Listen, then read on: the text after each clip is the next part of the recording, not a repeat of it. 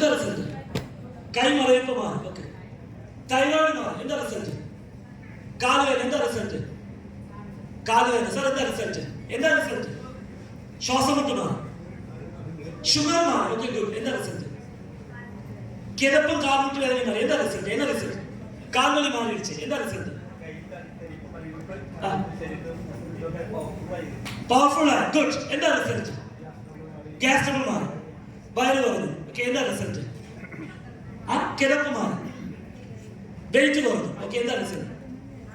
കാല് കിടപ്പ് മാറി. എന്താ റിസൾട്ട്? ഫാറ്റി ലിവർ കുറഞ്ഞു. എനർജറ്റിക് ആയി. കാരണം സാർ റിസൾട്ട് ചെറിയ അല്ലയാ.